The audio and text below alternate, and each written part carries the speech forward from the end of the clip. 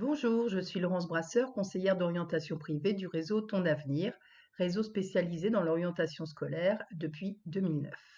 J'effectue des tests et bilans d'orientation, je prends en charge les inscriptions Parcoursup, je prépare les élèves aux oraux et aux entretiens. Et c'est dans ce cadre qu'aujourd'hui, je vais vous donner mes derniers conseils avant le grand oral. Alors, qu'est-ce que le grand oral? Il s'agit d'une épreuve orale du baccalauréat pour les élèves de terminale générale ou technologique. Le coefficient de cette épreuve est de 10 ou de 14 selon la voie générale ou technologique de l'élève. Et cette épreuve se déroule sur les semaines 25 et 26 du mois de juin, c'est-à-dire dans quelques jours. Sa durée est de 20 minutes, plus 20 minutes de préparation. Et ses finalités sont diverses, c'est-à-dire que dans un premier temps, l'objectif évidemment est de mesurer la capacité de l'élève à s'exprimer à l'oral, mais aussi d'argumenter et de démontrer ses connaissances sur un sujet en lien avec la ou les spécialités de son année de terminale et son parcours d'orientation. Alors, un petit rappel sur le déroulement de l'épreuve. Il s'agit d'une épreuve de 20 minutes qui se déroule en 3 parties. Tout d'abord, une présentation orale du sujet traité, 5 minutes. Donc 5 minutes qui se déroulent debout face au jury. Un échange ensuite avec le jury par rapport au sujet traité pendant 10 minutes. Et puis un échange avec le jury sur le parcours d'orientation de l'élève. Parcours qui doit retracer toute la réflexion qui petit à petit s'est approfondie depuis la troisième. Je parle de la troisième puisqu'en général le premier stage effectué par l'élève est celui de troisième. Alors, que faut-il faire avant l'épreuve? Alors tout d'abord évidemment préparer ces deux sujets, et je dis bien ces deux sujets, et s'entraîner à l'oral sur ces deux sujets sur les 5 minutes de présentation. Il faut aussi revoir toutes les notions qui sont associées au sujet traité, de façon à pouvoir donner des définitions, pour pouvoir démontrer certains éléments de l'exposé, quel que soit le sujet ou la spécialité en question.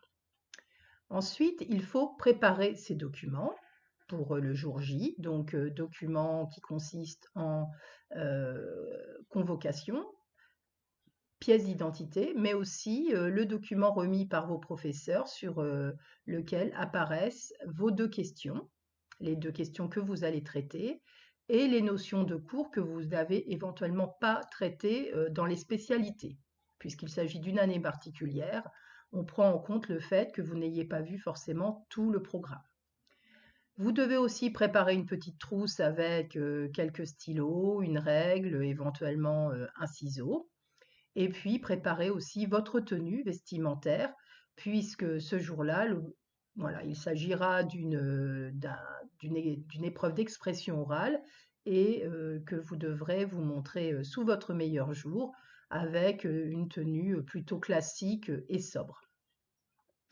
Après avoir repéré les lieux, puisque tous les élèves ne vont pas passer dans leur établissement, vous allez prévoir une petite marge avant l'heure de vos convocations, mais aussi après l'heure de convocation, puisque cet horaire ne va pas forcément correspondre à votre horaire de passage. Et puis, il va falloir aussi apprendre à gérer votre stress, donc que ce soit avant l'épreuve ou pour l'épreuve. Alors, pendant l'épreuve, le jour J, vous allez donc vous rendre dans l'établissement centre d'examen et vous allez être amené à rencontrer dans un premier temps le jury qui va choisir un des deux sujets et vous demander d'aller le préparer dans une salle annexe pendant 20 minutes. Donc, vous aurez à votre disposition des feuilles de papier et vous aurez vos stylos et règles. Pendant le temps de préparation, vous allez dessiner sur ces feuilles éventuellement des graphiques, des représentations de cerveau, un extrait de bilan, écrire une formule. En fait, tout élément que vous allez remettre au jury et qui vous semble important pour illustrer votre exposé de 5 minutes. Ce document n'est pas obligatoire. Voilà, vous le préparez si vous pensez que c'est un plus pour vous. Vous pouvez aussi, pendant ces 20 minutes, préparer quelques notes sur une feuille de façon à vous aider pendant votre exposé de 5 minutes. Donc là, par contre, ces petites notes sont là uniquement pour vous rassurer, l'objectif étant vraiment que vous soyez le plus naturel possible lorsque vous prenez la parole en continu. Ensuite, une fois les 20 minutes écoulées, vous allez donc vous retrouver devant le jury et pendant 5 minutes devant le jury, vous allez donc exposer votre question choisie et, et répondre en fait à cette question.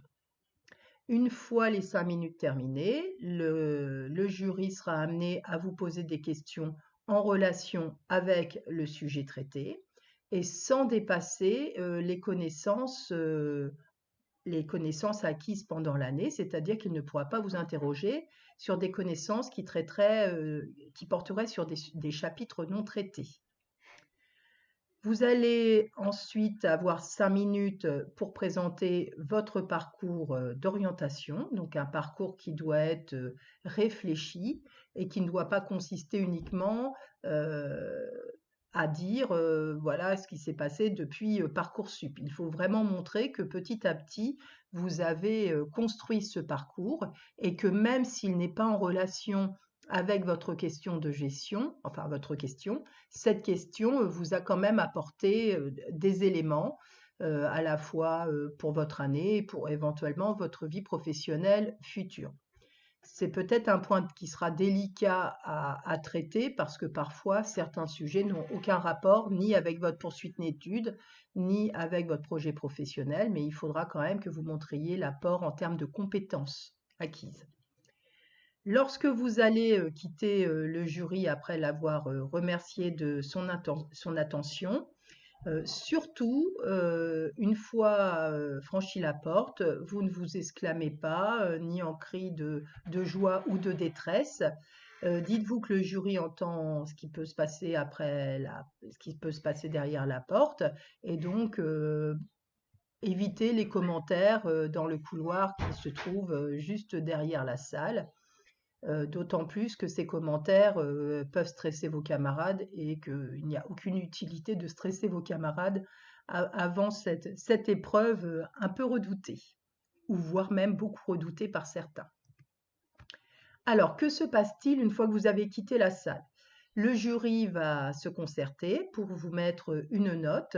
Cette note va provenir en fait, va être calculée à partir d'une grille d'évaluation de vos compétences. Alors, de compétences orales, de prise de parole, de connaissances. Vous allez être donc noté sur vos connaissances, sur votre qualité d'interaction, sur la qualité d'argumentation de vos propos.